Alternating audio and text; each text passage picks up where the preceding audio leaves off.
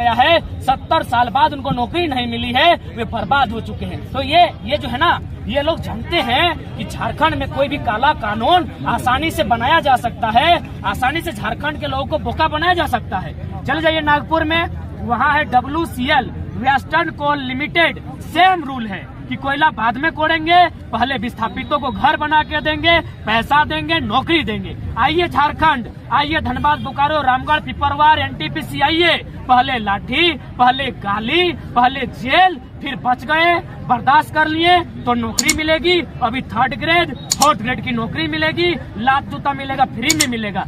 तो इसीलिए मैं कह रहा हूँ, आज जो लोग भाई भाई की बात करते हैं, उनका एक बित्ता जमीन नहीं गया है, उन्हें क्या दर्द पता चलेगा कि हमने क्या खोया है। तो साफ शब्दों में, चाहे नियोजन नीति रहे या डोमिसाइल नीति रहे, वे लोग बहुत चालू लोग हैं, चाहे राजभवन में बैठे लोग हैं या फिर ब्यूरोक्रेसी में बैठे लोग हैं, वो जानते हैं कि झारखंड के लोगों को आसानी से गुलाम बनाया जा सकता है। यहाँ नीति नियम का निर्धारण नहीं होने देना है। अगर नीति नियम का निर्धारण हो जाएगा, अगर CNT पूरी तरह प्रभावी रहेगी, तो फिर क्या होगा, यहाँ आसानी से लूट नहीं हो सकता है। और आसानी से लूट नहीं होगा तो ये झारखंड के IAS दिल्ली में 15 करोड़ का फ्लैट नहीं लेते, 1 रुपए में अपने बीबी के नाम में देवघर में रजिस्ट्री नहीं करते, मैडम पूजा सिंघल 25 करोड़ का अवैध पैसा नहीं जमा करती। यही मेरा सोना झारखंड है, जो आज वर्तमान में लूटखंड बन चुका है। इसीलिए आज जितने भी लोग पढ़े लिखे हैं, जो राज्य को चला रहे हैं, वो मैक्सिमम अन्य राज्यों के लोग हैं। मैं भी कहता हूँ अन्य राज्य के लोग आए,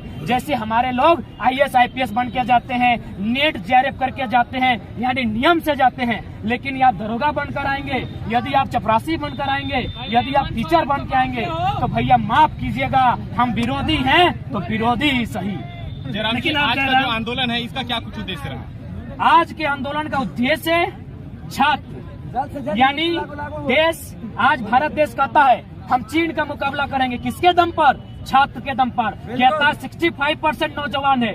आप कल्पना कीजिए, अगर 65% नौजवान जो हजारीबाग के हॉस्टल्स में, रांची धनबाद के हॉस्टल्स में अपनी माँ का गहना को गिरवी रख के, पिताजी का खेत गिरवी रख के, बहन और भाई के सपने को गिरवी रख के 5 साल, कोई 10 साल तैयारी करता है, किसी का बाल पक चुका है, किसकी आंख की रोशनी चली गई है, जब उसको वैकेंसी नहीं मिलेगी और आप कहेंगे मुर्गी पालो, सुअर पालो, क्या बीतेगा उस दर्द को आप समझिए। तो आज का आंदोलन है स्टूडेंट के लिए, क्योंकि सबसे पहले अगर किसी को आपको मजबूत करना है, सबके से पहले अगर इस राज्य में किसी को खुशहाल करना है, तो सबसे पहले स्टूडेंट को करना होगा। स्टूडेंट मुस्कुराएगा, ये राज्य मुस्कुराएगा, ये देश मुस्कुराएगा। इसीलिए आज हम लोग नियोजन जो पॉलिसी, हमारी नियोजन नीति, उसी को लेकर हजारीबाग आए थे। सवाल होगा हजारीबाग ही क्यों?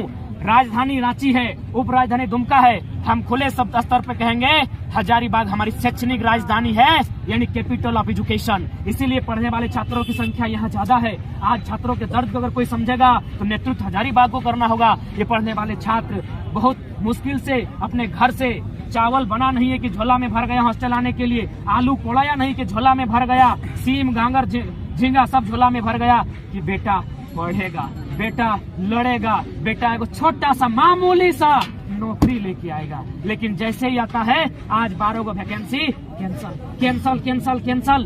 क्या आप उम्र को लौटा सकते हैं? क्या हमारे पक्के बाल को काला मेहंदी से सादा कर सकते हैं, नेचुरली सादा कर सकते हैं? क्या हमारी आंखों की रोशनी लौटा सकते हैं? तो आप ये क्यों बोल रहे हैं उम्र की सीमा बढ़ा देंगे?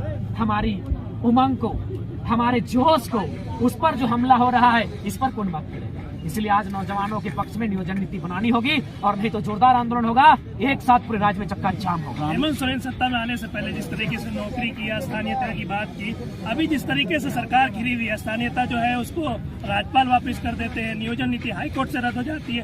क्या लगता है कहाँ खामियां है? सरकार में खामियां है, अधिकारी में खामियां है, या नीतियां में खामियां है, सोच में खामियां? देखिए सोच में खामियां। मैं स्टूडेंट हूँ, मैं स्टूडेंट की तरह बात करना पसंद करता हूँ। जो लोग संविधान का हवाला देते हैं, आर्टिकल 14, 15, 16, कभी कभी 19 का हवाला देते हैं, तो उनको 19 कक्षा भी पढ़ना चाहिए। अनुसूचित जनजातीय क्षेत्र में किस प्रकार का प्रतिबंध है।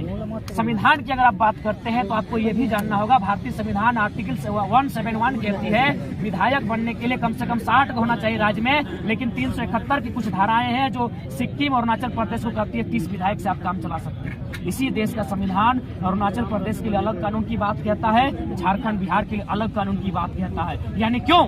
जैसा देश वैसा भेष, यानी जैसा राज्य वैसा नीति। तो फिर झारखंड के राज्य के लोग अगर अपने पिछड़ेपन का हवाला देते हुए अपनी आर्थिक उन्नति, अपने जो आज 22 सालों से जो हम लोग रसातल में हैं, अगर अपने पक्ष में नीति मांग रहे हैं तो कोई गलत नहीं है। दूसरी बात, ये हम नहीं, इस देश के CJI chief justice of India M Hidayatullah, उन्होंने तर्क दिया था कि राज्य अगर चाहे तो आर्टिकल 309 का हवाला लेते हुए, आर्टिकल 16(4) का हवाला लेते हुए अपने राज्यवासियों के लिए नियोजन में विशेष प्रावधान कर सकती है और यह उसका अधिकार है, राज्य शक्ति के अंतर्गत आता है। हेमंत सोरेन ये बोका बोल रहे हैं कि उनको बोका समझा हम लोग आदिवासियों को, ये बोका किसको बोल रहे हैं? देखिए, पहला बात मुझे लगता है माननीय हेमंत सोरेन सेंटीमेंट का खेल खेल रहे हैं। माननीय मुख्यमंत्री, सबसे पहला बात अपने गिरबान में खुद देखिए, जो भी उनके इर्द गिर्द शागिर्द बैठे लोग हैं, उनका आंदोलन से ना वास्ता है, न इस राज्य की मिट्टी से वास्ता है। चलिए उतनी छोड़िए, विनोद बाबू को तो बुला ही दिए, कम से कम गुरुजी को याद कीजिए और पूछिए गुरुजी जिंदा है। जो लोग उनके इर्द गिर्द शागिर्द बन के बैठे हैं, किसने आंदोलन किया है?